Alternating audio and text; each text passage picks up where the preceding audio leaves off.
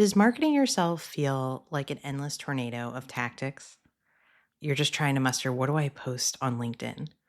Meanwhile, you're watching other people in your industry and beyond produce books, get major engagements, really out there building their authority. You're thinking, I want more of that and way less staring at the computer, wondering what to put on social media. If that's you, you're going to love today's episode.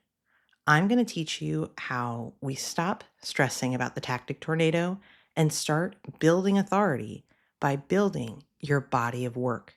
By the end of this episode, you'll have a simplified 4-step path to start building a body of work that will make you memorable, referable, in demand, and not stuck figuring out what to post tomorrow.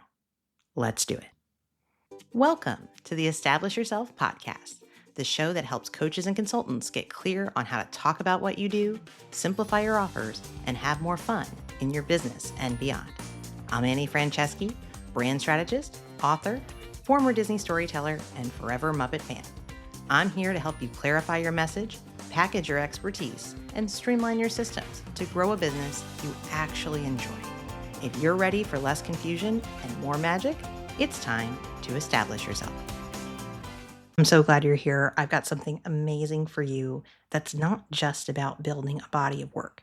In fact, I've pulled together 4 of my best ever episodes on developing and leveraging frameworks to grow your business, and I've reshaped them into this special series I'm calling Frameworks to Authority. Together, this 4-episode arc will help you move from random posting to developing and launching your body of work, from a body of work to branded frameworks, and from brand frameworks to more authority, clients, and revenue. Today's episode is your jumping off point. It's about noticing that raw material that you already have. Your stories, perspective, ideas, examples, lived experiences, and the lessons that your clients keep coming to you for again and again. After today, in the next 3 episodes, I'll take your body of work and talk about how to turn it into frameworks, the branded methods, models, and systems that help you stand out, scale your expertise, and become easier to remember and refer. So if you've been feeling fuzzy about what to say, what to share, or what you want to be known for, this is exactly where to start. So what's the difference between posting and building authority? In my experience, it's building a body of work. I'm somebody with multiple books, big speaking engagements, and a whole ecosystem, an entire body of work. All the big things you see me doing now started from the tiniest Lego bricks. And today I want to teach you how all that works and how you can start to build those Lego bricks of your own. Here are 4 simple steps to building a valuable body of work so you can step out of the tactic tornado and start becoming known and proud of sharing your voice. You don't need to do all these steps all at once, but they do build on each other. And I have used them myself. I literally took this and documented what I have been doing the past 11 years to build the ecosystem that I have. I'm going to be sharing with you my best practices on how to become more known, sought after, and clear in your voice without overthinking it. The first step is to curate what inspires you. Last fall, I had a client named Sarah. We were working together in my Magic Strategy program to help her put together a signature talk. She had volunteered to speak to our networking group, but was feeling a little nervous because she hadn't quite done speaking that positioned her as an executive coach. We had already clarified her offer and her positioning, how she talks about what she does.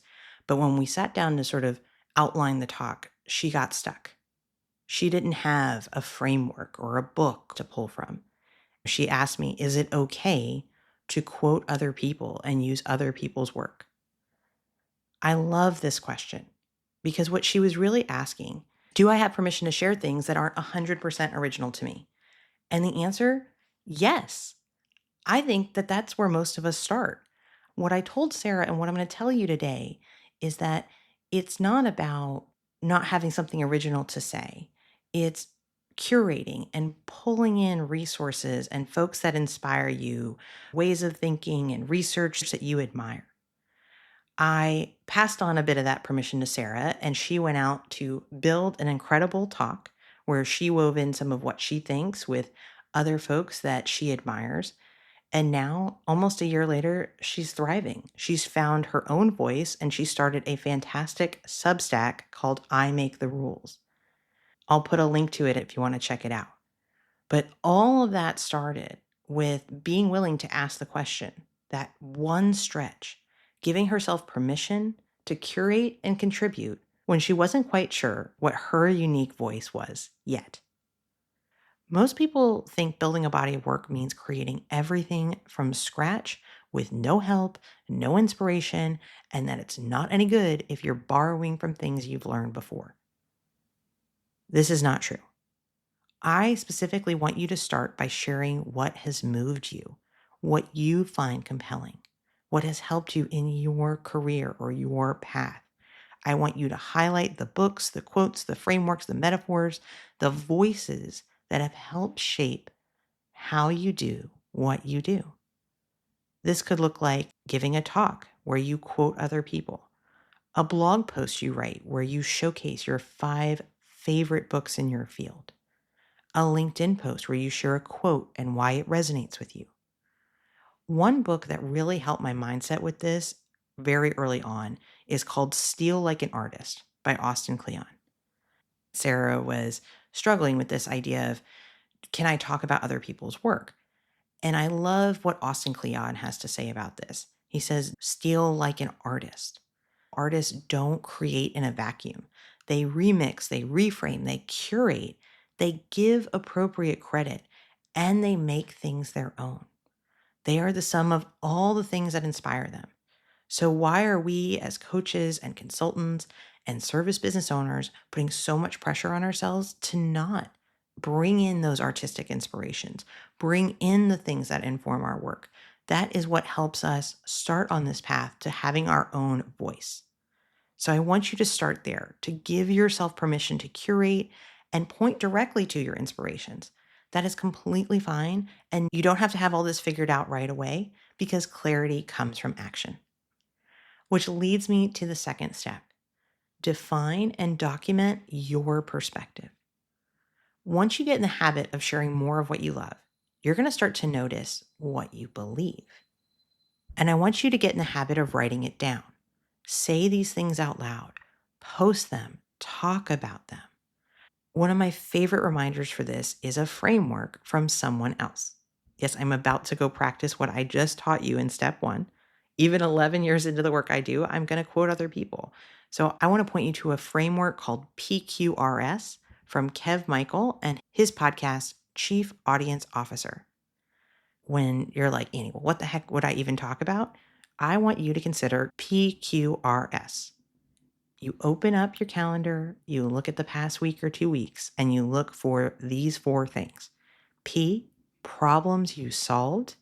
So did you help a client figure something out? Q, questions you answered. Was anyone asking you anything about the work you do? R, realizations you've had. As you've been sitting with more of your inspiration, have you realized anything? Have you learned anything about a larger truth or a larger argument? And last but not least, S, stories you've lived. Was there anything that happened in the work you do, or maybe just at the grocery store, that relates to how you help your clients? That is your material. PQRS, that's how you're going to define and document what you really believe. And I want to pause here for a second because this is often where my clients get stuck. They have stories, they have ideas, they have client examples, that hard-won perspective, and all those patterns they keep seeing time and time again. But we're all too close to see what's actually valuable. That's a big part of what I help you do inside Package Your Process with the Expert. Together, we look at your body of work that you already have and start pulling out the clearest message, the strongest positioning, and the frameworks or offers that can help you finally become known for something specific. And for this month, July only, I'm adding something very special to that experience. If you book Package Your Process with me this month, you'll also receive a free LinkedIn profile makeover where I'll rewrite your LinkedIn headline and redesign your cover photo so your profile reflects the clearer message and positioning that we uncover together. Because once you know what you want to be known for, your LinkedIn should say that clearly too, right? You can learn more about this and book a free consult now at greateststorycreative.com/consult. Step 3 is where things are going to get a little uncomfortable, and that's by design. I want you to stretch. I want you to test out putting yourself in an uncomfortable position. I want you to pick one way this week to share your perspective in public. This doesn't have to be massive, but it's just enough to put something of tension, a deadline, a goal, accountability on your calendar.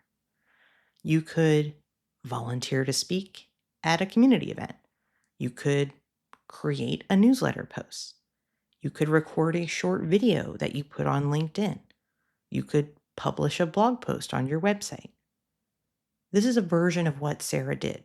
She threw up her hand to speak in front of a group of women and then probably wanted to throw up after she did that. But having that date with Destiny on the calendar forced her to take that first step to going down this rabbit hole of defining what she believed, putting together an initial signature talk based on her original inspirations. This is also what my client Wendy has done from a totally different angle. For the better part of a decade, Wendy was known as a slide design and presentation expert, and she has successfully pivoted to being an in-demand belonging consultant who now works with clients like Nintendo and Blue Cross Blue Shield. But when Wendy wanted to move from presentations to the world of belonging, she had to build this bridge, this body of work. So she started first with research and learning about belonging and reading everything she could and diving into what others have said. Then she did a survey. The survey became her best-selling book, The Energy of Belonging. That book has now become talks and a read along and experiences that have raised her credibility and successfully allowed her to be seen and to become known for the thing that she wants in this season of her career. Now, that magic does not happen overnight. And that's really my point. It starts with putting yourself in one uncomfortable position, a stretch for you, because that's going to be enough pressure to let your voice come out. Sometimes we need to create a little tension. Say yes to the talk, sign up to teach the workshop, because it forces us to define what we believe and to say it out loud. Okay, that was step 3, which is to take on one visibility challenge. Last but not least, step 4 is to create a consistency container. Here's where we're going to let all this work start to snowball in smart and simplified ways. I want to encourage you to be thinking about creating a consistency container. I have a whole episode that deep dives on it, but basically, a consistency container is a repeatable commitment that you make to showing up and sharing your voice. This is how I simplify my marketing. I create a system that forces me to create a weekly or monthly newsletter, a podcast like what you're listening to, a live in-person workshop series, a recurring video or YouTube channel, a marketing system where you commit to showing up regularly. That could be weekly, every other week, monthly, something that you're going to do consistently because you've built up your strength now by taking on that visibility challenge, right? It's where it's going to get more uncomfortable. I'll give you an example. Branding with Annie, my monthly workshop series, was my first consistency container. I did it for 4 years, and the whole notion of it was I needed to get out there and speak and get known in my area, but I didn't know what I was going to talk about. So I was literally building the plane as I flew it. I was saying, okay, every month I'm going to teach branding best practices. The first one was business cards. I think the next one was brand voice. I just kept picking things that I knew I wanted clients for. And sure enough, every time, probably that morning, I was finishing the deck and forcing myself to create these new talks. Well, what was kind of cool about that and the pressure of that was, ooh, I have new talks. I have 10 different talks on different topics related to the work I do. Guess what was so much easier? Speaking for other groups. Yes, I have the perfect talk to come and do for that, right? So I would use it and repurpose it constantly in my speaking. And then years later, when I thought I'm going to write a business book, Where did I start? I went back to my growing body of work. I went through all of those talks that I only created because I put myself under pressure.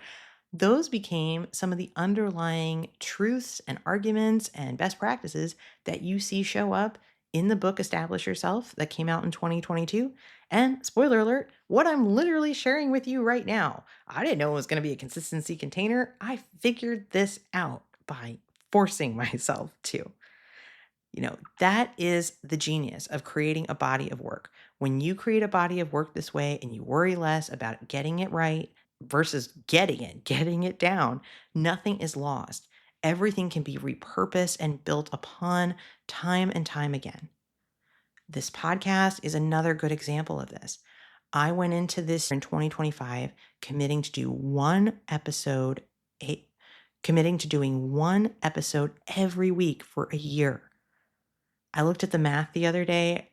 So far, I've produced more than 21 hours of content. That is basically another book, but I didn't have to write it all at once. I've built this episode by episode, and by putting that pressure on myself, like, this is coming out on Tuesday morning. I'm going to be honest with you, Thursday, Friday of last week, I was like, what am I going to talk about today? And this bubbled up for me and helped me crystallize what do I believe about building a body of work. Buckle up because everything is meta around here, right? That's why I love the idea of you creating one of your own consistency containers to give yourself structure and accountability to build your body of work while you figure it out. This can have a really powerful snowball effect because the more you share what you believe, the easier that this muscle becomes. The better you're going to become known, and the more you're going to be able to repurpose things. I wish I had known that at the very beginning when I was staring on the blank page of my newsletter or on LinkedIn, that if I really force myself to start sharing my voice, this all becomes easier and more useful, more valuable, and more likely to be like that magnet we all want when we're trying to put something cool on LinkedIn.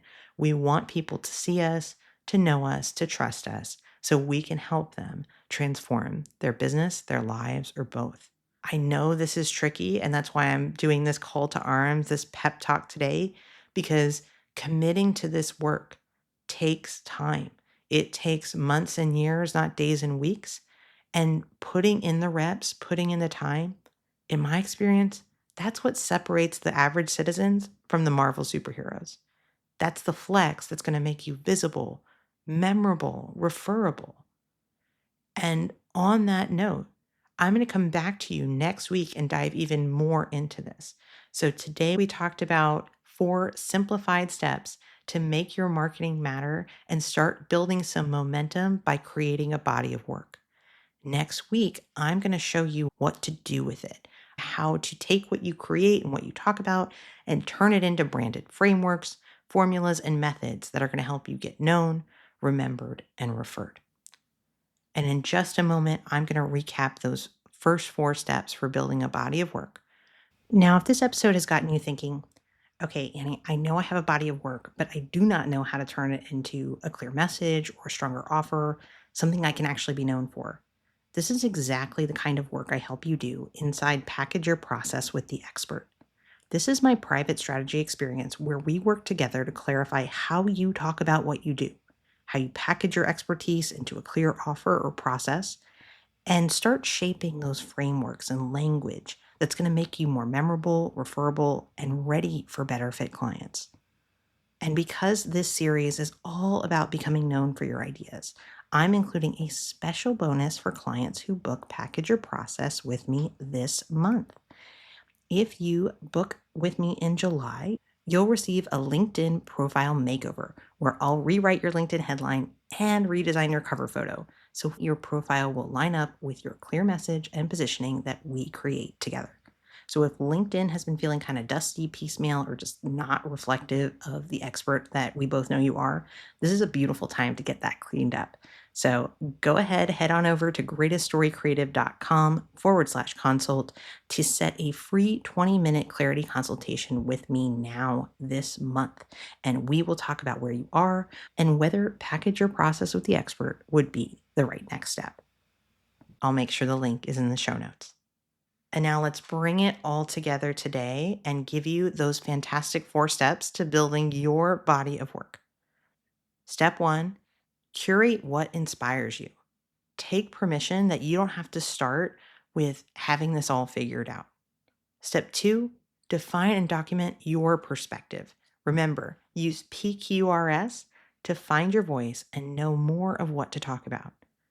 Step 3, take on a visibility challenge. Choose to stretch yourself with something public, uncomfortable, but worthwhile. Step 4, when you've built that muscle up a little bit more, create your consistency container. Make a commitment to make content regularly and let the challenge create the magic over time. I got to tell you, from my own experience, your authority isn't going to be built in one brilliant moment. It's going to come from the sum of your voice, your stories, your insight, your body of work. Come find me on LinkedIn if you are starting something or sharing something. I'm going to encourage you. Second guessing ourselves keeps us quiet. Putting our work out in the world is uncomfortable. Not everyone's going to like it. Maybe some days we're not even going to like it. But where we find momentum is not in knowing the perfect thing to create, but having the courage to create it and share it in the first place. Today, we talked about building a body of work. And next week, we'll talk about the next step, how to take your body of work and start turning it into branded frameworks, formulas, and methods that help you stand out and scale. Because once you stop creating random content and start seeing patterns in what you know, you can begin to build something so much more powerful, a body of work that supports your authority, offers visibility, and revenue. So join us next week. We'll be back talking about the framework advantage, why branding your method can help you become more memorable, more referable, and more in demand. I'm here to cheer you on, and I know you've got this. Hey, do you like surprises? The credits are about to roll, but just like a Marvel movie, stick around to the end for something I put in just for you. Thanks for listening to the Establish Yourself podcast. I'm Annie Franceschi, and if you're enjoying the show, it would mean so much to me if you follow it, leave a quick rating, or share it with a friend. And for free branding resources and more ways to work together, head to greateststorycreative.com/podcast. Now here it is, your moment of magic. My son Leo and I just came up with a new joke, so I wanted to share it with you. How do skunks keep their teeth clean? They use toothpaste.